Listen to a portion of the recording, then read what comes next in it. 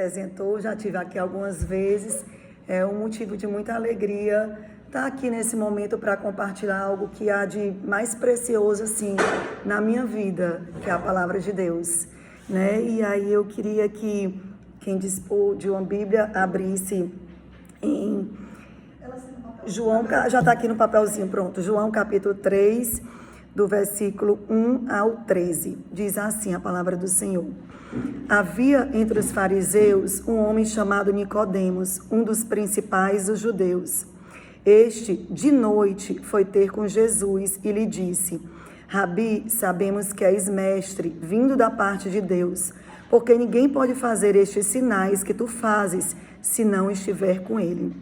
A isto respondeu Jesus: em verdade te digo, que se alguém não nascer de novo, não pode ver o reino de Deus. Perguntou-lhe Nicodemos: como pode um homem nascer sendo velho?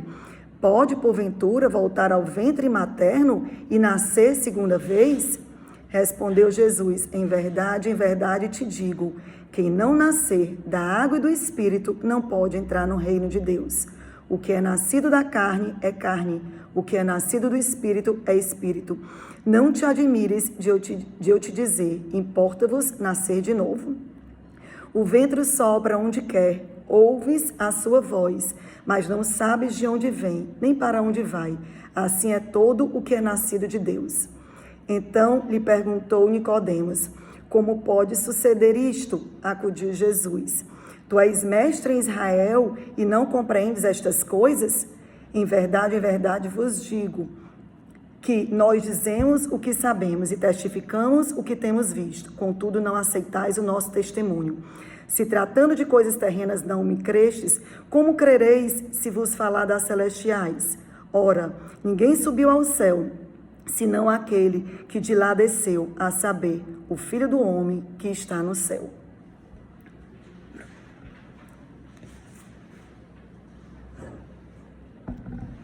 Em primeiro lugar, eu gostaria que a gente começasse refletindo sobre quem era que estava diante de Jesus, né? A Bíblia diz que Nicodemos, ele foi à noite ter com Jesus. Nicodemos, ele era um fariseu, um príncipe dos judeus. Ele era um homem muito religioso. Ele era um homem que era dizimista, cumpria boas obras, fazia boas obras. Ele frequentava os templos, ele jejuava 2 vezes na semana, orava 2 horas por dia. Ele era um homem bom do ponto de vista humano, como você pode ver, né? E foi esse homem que foi ter com Jesus, né? Ele, um homem que as pessoas vendo do lado de fora, dizia: não, é um cidadão de bem, é um homem de bem, um homem bom, né, que fazia boas obras e tudo mais. E Nicodemos foi ter com Jesus à noite, né, não sei se por timidez, para não ser visto, enfim, mas o fato é que ele foi ter com Jesus e, na ocasião, ele reconheceu que Jesus era mestre, ele reconheceu que Jesus veio da parte de Deus e reconheceu que Jesus fazia milagres. Tanto é que ele disse assim: ninguém pode fazer estes sinais que tu fazes se Deus não estiver com ele. Então ele era um homem religioso, um homem que fazia boas obras e um homem que reconheceu Jesus, que Jesus era um homem bom, né? Que Jesus fazia milagres, que Deus estava com Jesus, e ele reconheceu isso em Cristo. Mas Jesus não se sensibilizou de antemão com esse elogio, digamos assim, de Nicodemos. Jesus, ele vê mais do que a aparência, ele vê mais do que o exterior, ele conhece o nosso coração. Às vezes a gente pode estar na igreja todo final de semana, você pode ser um líder de uma igreja, você pode ser um padre, um pastor, um professor de escola bíblica dominical, você pode dar esmolas aos pobres, você pode fazer boas obras, você pode jejuar 2 vezes na semana ou até mesmo todos os dias, mas Jesus, ele olha o seu coração. Às vezes as pessoas fazem isso para ser visto ou para ter algum retorno em troca disso. E Jesus ali, ele olhou o coração de Nicodemos, como ele olha o meu coração, como ele olha o seu coração. Ele olha e ele sabe todas as nossas necessidades. E ali Jesus via que Nicodemos, ele podia ser esse homem religioso, né? O principal ali, um dos principais dos judeus, dos sacerdotes, um homem que rezava muito, mas ele sabia o coração de Nicodemos, ele sabia que Nicodemos precisava ter um compromisso com ele, que aquela religião dele, aquela vida exterior dele não era suficiente, porque o Senhor é aquele que conhece o meu coração e o seu coração. E ali Jesus disse para Nicodemos elogiando, dizendo: Senhor, eu sei que tu és mestre, que tu faz milagres, que faz muitos sinais, que Deus é contigo, porque senão tu não farias todos esses sinais. Mas Jesus disse assim: em verdade te digo, que se alguém não nascer de novo, não pode ver o reino de Deus. Gente, eu acho assim, essa é uma expressão muito importante. É uma condição para você ver o reino de Deus, é nascer de novo. Como é que a gente não pode ter curiosidade, se atentar para o que seria esse nascimento? Que nascer de novo seria esse? Né? Então é uma condição para que o homem possa ver o reino de Deus. Ele é nascer de novo. E esse nascimento, Nicodemos perguntou: como pode um homem já velho vai nascer de novo, vai voltar ao ventre da sua mãe e nascer de novo? Nicodemos achava que esse nascimento era como se fosse um nascimento físico, como algumas pessoas espíritas pensam na reencarnação, que não há respaldo nenhum bíblico para isso. O nascimento que Jesus falava era o nascimento espiritual, era o nascimento da palavra de Deus, era uma transformação, era o nascimento de cima, era o nascimento do alto. Se você nascesse, e Jesus vai explicar 1000 vezes, com essa mesma natureza, 1000 vezes nós nasceríamos pecadores. Então, o nascimento não é esse. Aí Jesus disse: em verdade te digo, que se alguém não nascer de novo, não pode ver o reino de Deus. Para ver o reino de Deus, tem que nascer de novo. E aí ele diz: quem não nascer da água e do Espírito não pode entrar no reino de Deus, porque o que é nascido da carne é carne, e o que é nascido do Espírito é Espírito. Então, se 1000 vezes você nascer carnal, com essa mesma nossa natureza, nós vamos morrer carnal e vamos ter essa mesma natureza, nascer e morrer nessa mesma natureza carnal. Mas a natureza que aqui a Bíblia fala desse novo nascimento é um nascimento espiritual, é um nascimento do alto, é um nascimento sobrenatural, é algo que só Jesus pode fazer, é algo que eu não posso fazer, é algo que você não pode fazer.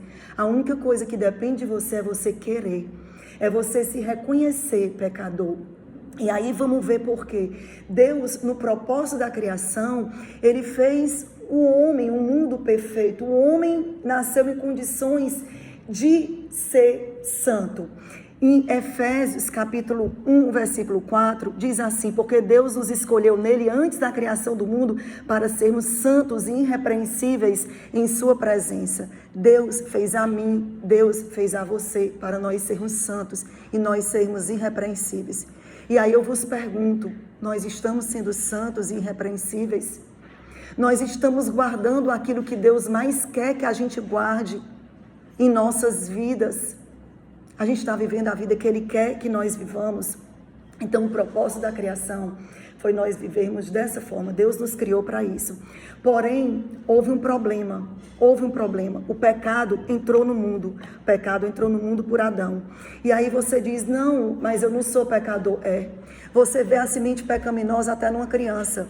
Quem tem filho aqui já viu, uma criança, ele não quer um brinquedo, mas na hora que chega um outro, ele quer o brinquedo. Ele toma, ele é egoísta. E nós também somos. Gente, em Mateus, no versículo 37, 38 e 39, diz assim: e disse-lhe Jesus,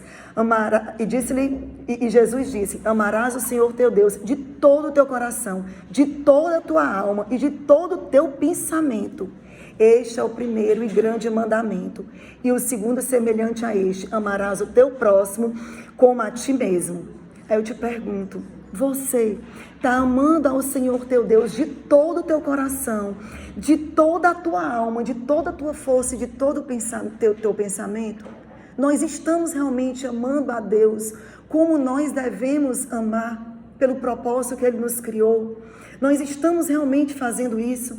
Nós estamos amando o nosso próximo como a nós mesmos? Quantas vezes a gente agride o próximo em palavras ou em pensamentos? Gente, nós somos pecadores, nós somos falhos, e o pecado nos separa de Deus. O salário do pecado é a morte. Mas Jesus é tão maravilhoso que morreu por nós. Deus é tão maravilhoso que enviou o único Filho dele para nos dar vida e vida eterna.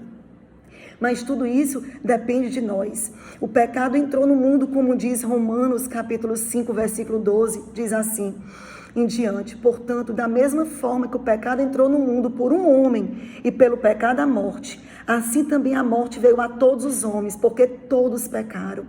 Não se pode comparar a dádiva de Deus com a consequência do pecado de um só homem.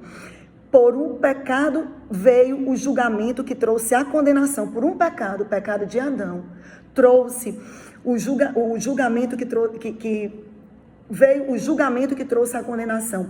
Mas a dádiva decorreu de muitas transgressões. A dádiva de Deus, Jesus Cristo, através disso, trouxe a justificação. Então, qual foi a consequência disso?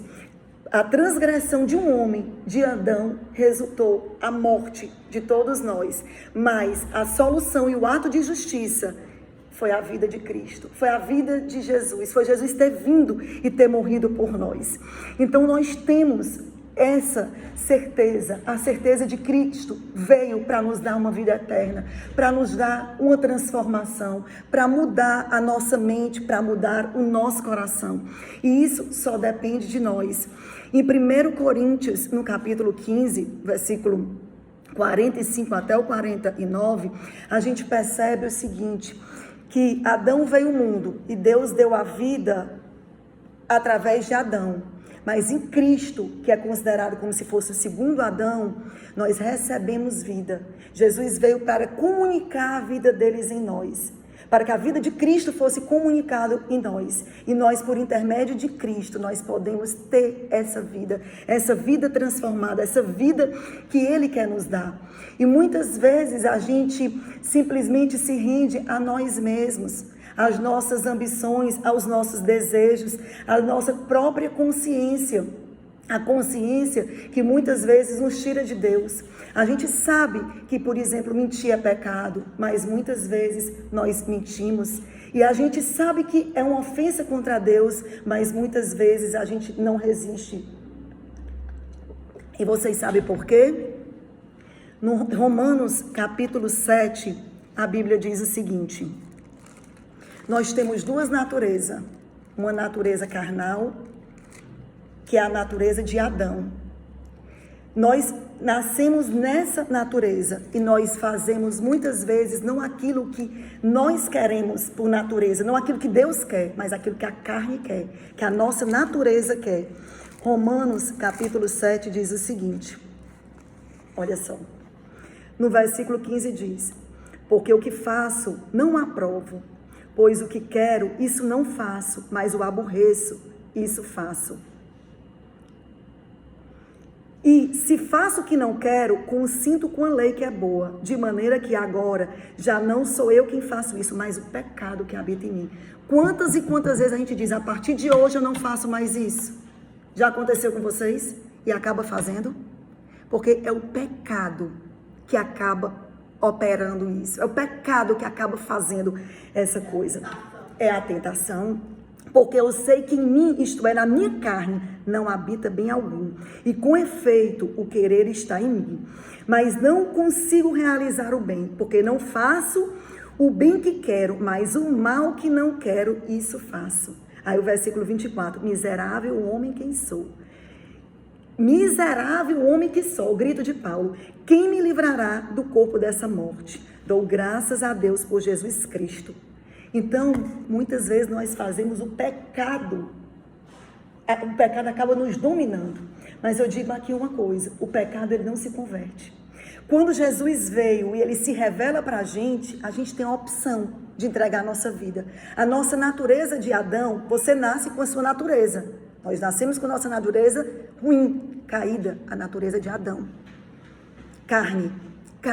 Mas a partir do momento que a revelação bíblica se chega a você, a partir do momento que você se vê pecador, que você vê que o pecado separa o homem de Deus, que você vê que Deus te ama tanto que enviou Jesus para morrer por você, não tem como você ser da mesma forma, não tem como você viver da vida da mesma forma.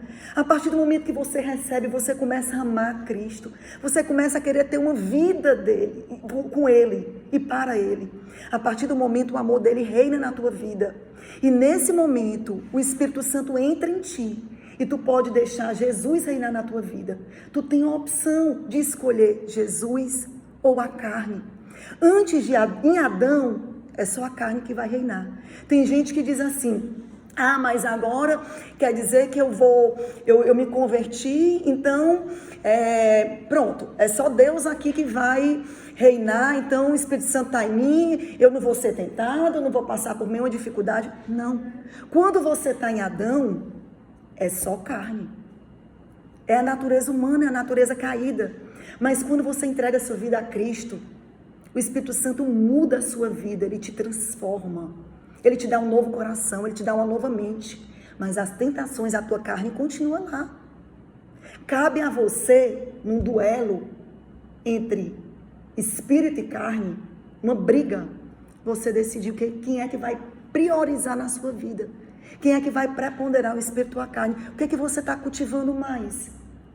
Nessa vida, o que é que você está cultivando mais durante as 24 horas do seu dia? Quais são as suas prioridades? Quais são os seus anseios? Quais são os seus desejos? O que você estiver priorizando mais é o que vai reinar. Gente, Salmo 51 diz assim, o apóstolo Paulo diz assim. Davi, no Salmo 51 diz assim. Vamos ver se a nossa oração é a oração de Davi. Vamos ver se a nossa oração é a oração de Davi. Deus quer prescrutar os nossos corações. O Espírito Santo, para ele entrar na sua vida, ele não vai entrar se você não abrir o seu coração para ele. E ele escuta o seu clamor e ele sabe todas as suas necessidades. E aí a gente tem que saber. Eu te pergunto, o quanto o Espírito Santo tem de você? Eu não estou te perguntando o quanto você tem dele. O quanto é que ele tem de você? O quanto é que ele tem dos seus pensamentos? O quanto é que ele tem do teu coração? O quanto é que você tem desejado o Espírito Santo? O quanto é que você tem desejado o novo nascimento? O quanto é que você quer essa natureza de Deus? É engraçado que todo mundo quer ir para o céu, né? Mas vocês já pensaram o que seria um céu para uma pessoa mundana? Veja bem, um peixe, ele foi criado ali para um ambiente aquático. Por mais que as aves gostem de voar e o ambiente aéreo seja maravilhoso e lindo, um peixe, ele não vai se adaptar. Ele seria extremamente infeliz, ele jamais conseguiria gozar daqueles deleites que as aves gozam. Da mesma forma, as aves não estão preparadas para o ambiente aquático que os peixes estão. Cada uma é preparada de acordo com a sua natureza. Se você tem a natureza de Adão, a natureza caída, você morrendo, você não vai poder passar a eternidade em Cristo. Se você tem a natureza de Cristo, você morrer com Cristo, você vai passar a eternidade com Cristo. Tudo vai depender da sua decisão, da sua natureza.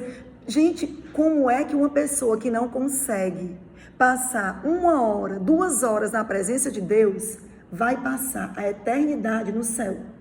As pessoas querem ir para o céu, mas as pessoas não pensam que para ir para o céu, ela tem que ter uma natureza celestial. Ela não pode, para a gente ir para o céu, a gente não pode ter a natureza de Adão, a natureza caída. A gente tem que ter a natureza de Cristo. A natureza que Jesus veio para isso, para nos dar essa nova natureza. Então, para a gente ir para lá, para o céu, a gente tem que ter o Espírito Santo em nossas vidas. A gente tem que ter a natureza de Deus em nossas vidas, para que a gente possa gozar dos prazeres do céu. Senão o céu para você seria um inferno. Quem é que não suporta, não ora, não comuna com Deus, não gosta nem de ir ouvir a palavra, E vai passar 24 horas na eternidade toda no céu, na presença de Deus. O que é que ele iria gozar ali no céu? Que prazer iria gozar? O céu seria para uma pessoa dessa o inferno. Então a gente tem que ver os nossos objetivos e que natureza a gente tem. E se a gente quer a natureza de Deus em nossas vidas. Olha Davi, olha o que a oração de Davi. Senhor, tem misericórdia de mim. Ó Deus, segundo a tua benignidade, apaga as minhas transgressões, segundo a multidão das tuas misericórdias. Lava-me completamente a minha iniquidade, purifica-me do meu pecado. Nós queremos isso. É esse o anseio do nosso coração. É isso que está ocupando a nossa mente. É santidade, é fazer a vontade do Senhor. Porque eu conheço as minhas transgressões e o meu pecado está sempre diante de mim. Contra ti somente pequei e fiz o que é mal aos teus olhos, para que seja justificado. E fiz o que a teus olhos é mal, para que seja justificado quando falares e puro quando julgares. Em iniquidade fui formado e em pecado me concebeu a minha mãe. Ele reconhece o pecado dele. Contra ti somente pequei. Quantas vezes nós estamos reconhecendo os nossos pecados? Quantas vezes nós estamos querendo acertar? É engraçado que às vezes a gente não percebe a nossa sujeira, a gente percebe a dos outros, né? Se uma pessoa vier fazer uma faxina aqui, ela procura limpar e ver bem direitinho onde é que está o sujo, porque ela está focada nisso. Quando você quer fazer a vontade de Deus, você tá focado na sujeira do seu coração, na sujeira do seu pensamento, na sujeira do teu pecado. Mas se você está se achando muito bom, cuidado. Isso não é um bom sinal. Nicodemos ali, ele foi ter com Jesus e ele se achava muito bom. E Jesus ali estava diante de Nicodemos, não era diante de Zaqueu, não era diante da mulher samaritana, não era diante de Zaqueu, roubador de impostos, mulher samaritana, teve 5 maridos, estava com um que não era o dela, estava diante de um homem religioso. Então muitas vezes a gente pode estar sendo como Nicodemos, aparentemente se achando bom, religioso, aparentando boas obras. Davi, ele quando foi orar a Deus, ele pediu para Deus para escrutar o coração dele. E aqui na história que nós lemos em João 3, Deus falou do coração de Nicodemos. Deus conhecia o coração de Nicodemos e Deus sabia que não seriam aquelas obras, aquela bondade, aquela religiosidade dele que iria levá-lo ao céu. Mas sim um coração transformado, um coração liberto, um coração puro. Eu digo uma coisa para vocês, sem nem quanto tempo aqui, eu digo uma coisa para vocês. Quando eu entreguei a minha vida a Cristo, eu tinha 20 anos de idade, eu tenho 48. Foi a melhor decisão que eu tomei na minha vida. Eu nunca voltei atrás. Mas eu não vou te dizer que eu nunca passei por tentação, não. Mas no duelo entre a carne e o espírito, eu sabia que a minha carne não é convertida, gente. A nossa carne não é convertida. Você pode ter certeza que quando você vai orar, vai buscar as coisas de Deus, o diabo vai tentar. Ele vai atribular. Tem um livro de C.S. Lewis, Cartas ao Diabo, a seu aprendiz. Uma mãe, por exemplo, isso aí revela muito. A mãe está botando o filho para dormir, por exemplo. O menino chora. Vai orar, o telefone toca.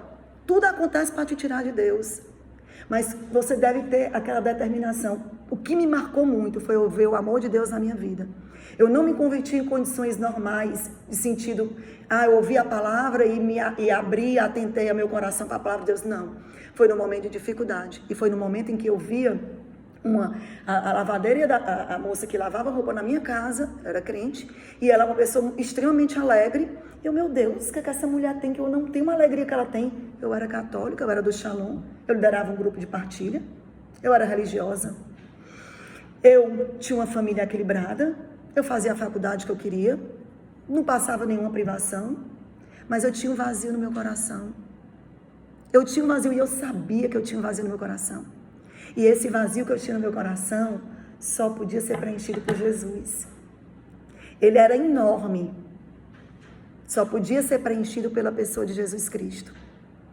Cada vez que eu ia para uma festa, que eu sentia os prazeres mudando no mesmo dia, na mesma hora, depois você tinha de novo, era aquele vício.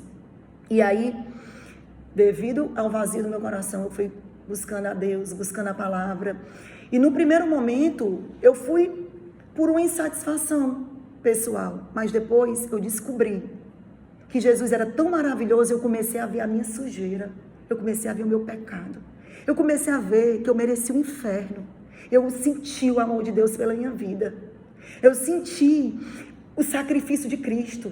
Eu senti o peso dos meus pecados sobre Ele levado naquela cruz. Eu disse, não, Senhor. Eu não posso mais ser a mesma criatura. Eu não posso mais ser a mesma pessoa.